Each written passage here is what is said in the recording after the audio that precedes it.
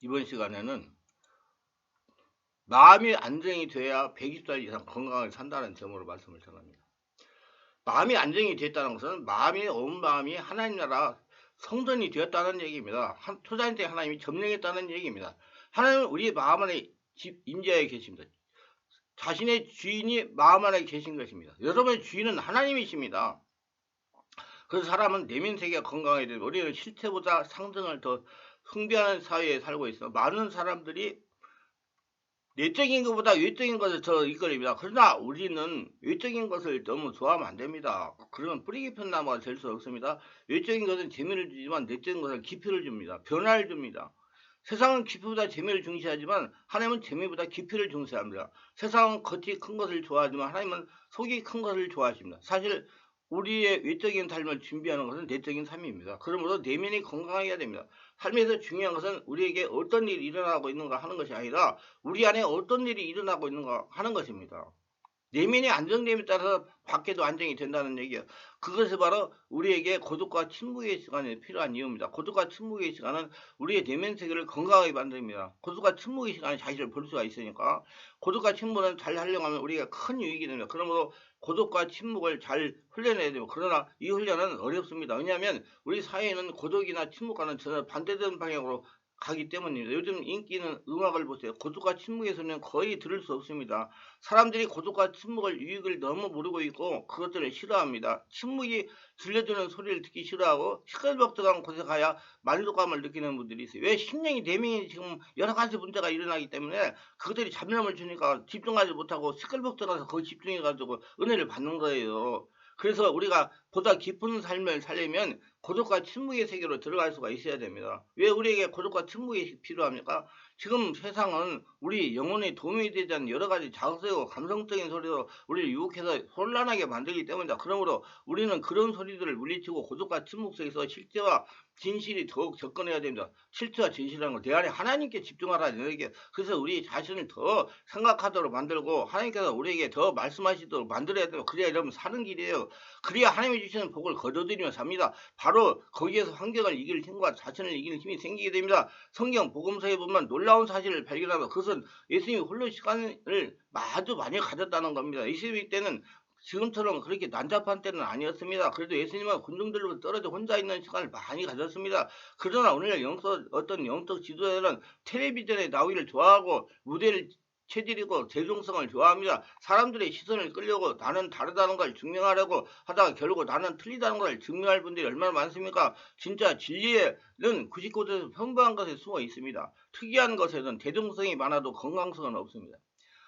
하나님은 우주를 이끌어가는 손길은 99% 자연적인 것을 통해 이끌어갔습니다. 어느 누구도 해가 서쪽에서 뜨겠네라는 말을 듣고 특이한 기적이라며 좋게 생각하지 않습니다. 신앙생활에도 초자연적인 것, 기적적인 것, 대중적인 것, 화려한 것, 특별한 것을 열심히 쫓아다니면 실패할 가능성이 많습니다. 때는 조용한 곳에 혼자 떨어져 살아 계신 하나님과 내면의 하나님과 직접 대화하며 평범한 것에 진리를 발견하고 평범한 것에서 감사거리를 발견하는 삶이 진정 복된 삶입니다. 그렇게 무대 앞에 서기보다 하나님 앞에 서기를 힘쓸 때 내 영혼이 풍성하게 되고 나를 한맺히게 했던 말도 교훈과 위로와 축복을 주는 말로 신기하게 번역이 되어 들리고 내 육신을 공격하는 바이러스 암덩어리와 공격력에도 급속히 악화되어 병도 낫게 되는 것입니다. 자기 혼자 하나님 앞에 서서 나의 부족함을 고백하고 마음과 마음을 터놓고 대화를 하고 하나님의 음성을 듣는 시간이 별로 없다면 이 얼마나 허무한 일입니까? 예수님은 대중을 사랑했지만 대중과는 거리가 멀었습니다. 사람들이 예수님을 이스라엘 왕으로 모시러 갈 때 예수님은 뒤로 물러나 숨으셨고 병자들을 치료하신 후에 그 입을 마이크에 갖다 대고 간증을 유도하는 것보다도 기적을 아무에게도 알리지 말라고 그랬습니다. 그처럼 대중성 대신에 고독을 추구하셨던 예수님은 오늘 또 조용하고 비밀스럽게 드리고 금식하고 기도하기를 원하십니다. 마태복음 6장 5절 예수님은 말씀하 너는 기도할 때 내 골방에 들어가 문을 닫고 은밀한 중에 계신 내 아버지께 기도하라. 은밀한 중에 보시는 내 아버지께서 갚으시리라. 예수님은 중요한 순간에 항상 혼자 따로 가셔서 기도하셨습니다. 그걸 우리 본받아야 됩니다. 예수님은 공적인 사역을 시작하기 전에도 혼자 광야에 가셔서 40일간 금식하며 기도하셨습니다. 그 40일 금식 기도를 통해서 예수님은 온갖 유혹을 이길 수 있는 힘을 얻으셨습니다. 힘을 얻는 게 누구로부터 얻었어요? 성령으로부터 얻었어요. 고속한 광야는 예수님은 약하게 한 장소가 아니었고 인간을 보시는 예수님은 강하게 한 장소였습니다. 그리고 예수님은 자주 고독과 침묵을 추구하셨으며 12제자를 선택하신 때에도 따로 가서 기도하셨고 사촌인 세례 요한이 죽었다는 소식을 들었을 때도 따로 가서 기도하셨습니다. 누가복음 5장에서 예수님은 문둥병자를 고치는 후에 아무에도 알리지 말라고 했는데 어느새 사람들이 그 사실을 알고 몰려오니까 예수님은 물려가셨고 5,000명을 먹었음에도 따로 산에 올라가셨고 십자가를 달리기 전에 혼자 기도하셨습니다. 예수님도 그처럼 고독과 침묵의 시간이 많이 필요했다면 우리에게는 그런 시간이 얼마나 더 필요하겠습니까? 예수님은 대개 인생의 중요한 변화가 있게 되어 고독하게 되셨습니다. 공생이 시작하기 전에 고독하게 되셨고 사랑하는 동역자 세례 요한을 잃은 것에 대해 슬퍼하기 위해서 고독하게 되셨습니다. 또 기적을 일으킨 후에 사역에 오히려 고독하게 되셨고 인생의 가장 극심한 어려움과 죽음에 처하기 전에 고독하게 되었습니다. 우리에게 고독과 침묵이 필요한 상황으로 또 갔습니다. 지금 인생의 중요한 결정을 앞두고 계십니까? 무엇인가 중요한 사건이 다가옵니까? 혹시 슬픔과 실망에 빠져 계십니까? 어떤 일을 성공하기 위해 엄청난 에너지를 소모하셨습니까? 그렇다면 하나님의 음성을 듣고 자신의 영적 배터리를 충전하기 위해서 성령의 지배 가운데 고독과 침묵의 시간을 가져야 됩니다. 그래서 다가올 날들을 준비해야 됩니다. 고독과 침묵의 유익이 무엇입니까? 새벽 하나님과 홀로 대면하는 느낌을 가지면서 내적인 평화가 생기고 조용한 가운데 성경을 지혜를 얻게 됩니다. 또한 매일 당하는 상황과 기도를 필요로 하는 사람들 위해 기도하면서 현실을 극복하는 힘을 얻고 자신의 생각과 하나님의 뜻을 알기 위해 성령으로 기도하면서 미래를 희망과 소중한 애감으로 보게 하는 신비한 시야를 얻게 됩니다.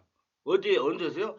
성령의 임재 가운데 고독과 침묵의 시간에 자기를 보는 시간에 때때로 극도로 어려운 상황에서 조용히 기도하면 생각보다 훨씬 가볍게 그 상황에 넘어갈 수 있는 지혜를 가지고 넘어가는 것을 보게 됩니다. 저도 가끔 지친 마음이 들 때가 있고 드라이한 느낌이 들 때가 있고 속이 상할 때가 있습니다. 그러면 마음 대략 4시간에 잠이 한번 풀어지고 새벽에 교회에서 말씀과 기도 가운데 지내는 시간 다시 한번 그 마음을 풀어줍니다. 그러면 아침해가 떠오르면서 불쪽했던 마음이 사라지게 됩니다. 성령 역사가 내 안을 점령했기 때문에 그렇습니다.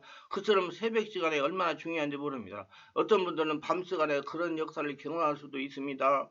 우리 사람들로부터 떨어져 조용한 곳에서 하나님의 세미한 음성을 들을 때 우리의 낙심과 좌절을 날려버릴 수 있는 힘을 얻게 됩니다. 제가 그 개교를 개척해가지고 그 탈진에 빠져 있을 때 하나님께 기도하여 하나님께서 저에게 찬양을 불러주시고 음성을 들려주실 때 그 모든 것들이 다 떠나가고 정상적인 사람이 돼가지고 지금까지 이 목회사역을 하고 있는 겁니다. 엘리야의 이야기가 그를 잘 발휘해줍니다. 약 800년 전에 어느 날 엘리야가 바알 선지자가 되기를 청했으며 제단에 제물을 올려놓고 각자 자기 신에게 기도해서 그 제물을 태우는 신이 진짜 신임을 인정하자 했습니다. 바알 선지자들이 기도했는데 기도가 막 먹히지 않자 그들이 춤까지 추고 자기 몸을 상처까지 내면 난리를 쳤습니다. 그러나 아무런 반응이 없었습니다. 그 다음에 엘리야가 제단에 들어서 여호와여 여호와여 응답하옵소서 단순히 기도했습니다. 그래서 하늘에서 불이 내려 제물과 돌과 흙과 제단 내에 도랑까지 물을 태웠습니다. 엄청난 승리였죠. 그러나 곧 앙비 이세벨이 엘리야를 죽이겠다고 위협하자 엘리야는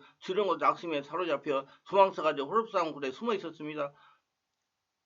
그때 하나님께 나타나셔서 말씀하시는 열왕기상 19장 11절 12절을 보세요.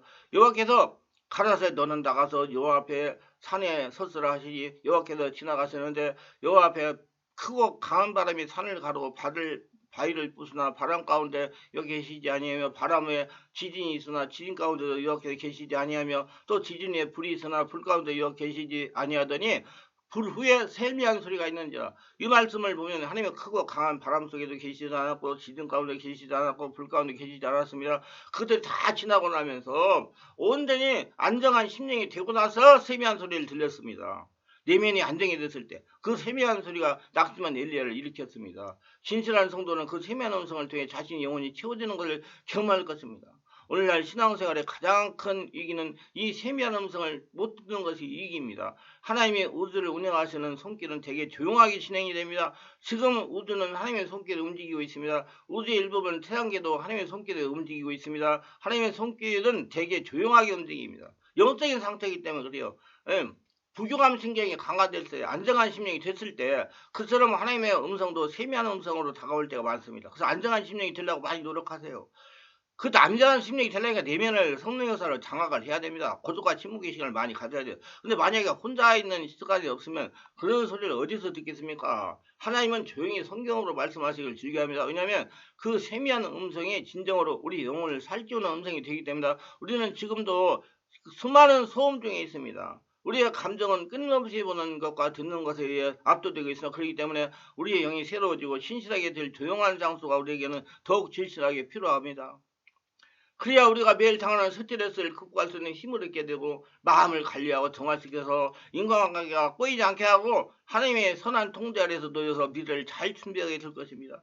그러면 우리는 어떻게 고독과 침묵의 시간을 가질 수 있습니까? 새벽이나 낮이나 매일 일정한 시간을 그런 시간을 회복하는 것이 좋습니다. 그런 시간을 확보하세요. 직장 다니는 분은 점심 이후에 걸으면서 산책하면서 그 시간을 가지세요. 그 시간은 전혀 방해받지 않도록 해야 됩니다. 또한 집에서도 조용한 성경을 보고 기도할 수 있는 공간을 확보하는 것이 좋고 시간이 될 때마다 교회에 나와서 기도하는 것도 좋은 방법입니다. 그리고 가까운 산에 올라가서 산책하면서 하는 것도 참 좋습니다. 새로운 환경이 얼마나 많은 메시지를 주는지 모릅니다. 조용한 숲에 들어가면 나무들이 말한 것 같고 자연으로부터 배우는 것이 참 많습니다. 얼마나 유익하고 중요한 시간인지 모릅니다. 사역이 현장에서 물러나실 때 오히려 하나님이 가까이 하신과 하나님의 손길을 더 느낄 때가 많습니다. 우리에게 힘의 의미는 무엇입니까? 하나님 중심적인 삶에서 우리를 조율하시는 것이 바로 힘의 의미입니다.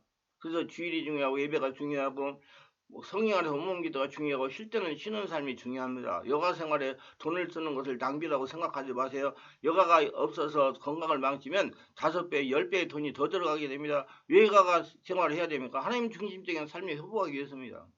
그처럼 여가 생활 중에도 하나님 안에서 내 삶의 목적이 뚜렷해지고 목적을 달려가는 수익력을 얻는 재충전이 이루어진다면 우리는 여가 생활을 잘 가진 셈이 됩니다. 그리고 여가 생활에 필요한 가장 큰 이유는 삶의 현장에서 물러나 고독과 침묵의 시간을 가지기 위해서입니다. 자기 안에 계신 하나님과 대화하기 위해서입니다. 그러게 고독과 침묵의 시간을 통해서 내면 세계가 건강하니 덩달아 영혼력이 건강해지고 환경이 건강해지는 것입니다. 기도원이나 수도원에 가서 금식 기도할 때 가장 큰 이익이 무엇입니까? 기도회는 전 시간을 통해 아무 말도 하지 않는 것이 큰 유익입니다. 또한 아무 소리도 듣지 않는 것이 큰 유익입니다. 그것은 텔레비전도 없고 라디오도 없고 정신을 분란시키는 어떤 소리도 없습니다. 그렇게 며칠 있다가 보면 하나님의 뜻이 보이고 하나님의 소리가 들리고 내적인 평화와 힘이 생깁니다. 또한 믿는 교인들에게 모든 것이 합력하여 선을 이루고 현재의 고난이 내일의 축복이 되고 나의 고난은 자녀의 축복으로 변하여 나타나게 된다는 사실을 확실히 믿어지게 되는 거예요. 체험적으로 믿게 됩니다. 이사야 30장 15절만 주여와 이스라엘 거룩하신 자가 말씀하실 때 너희가 돌이켜 안연한 처하여야 구원을 얻을 것이요 잠잠하고 신뢰하여 힘을 얻을 것이니 이거를 너희가 원치 아니하고 그래서 오늘날 많은 믿는 사람들이 잠잠하여 신뢰하지 않는 경우가 많습니다. 여러분 잠잠하여 내면의 세계를 잘 들여다보고 거두가 침묵을 기다려서 자기관리를 잘해가지고 건강하게 100일 이상 사시기를 예수님으로 축원합니다. 유익하게 또한 구독, 좋아요, 알림 설정을 부탁합니다. 감사합니다.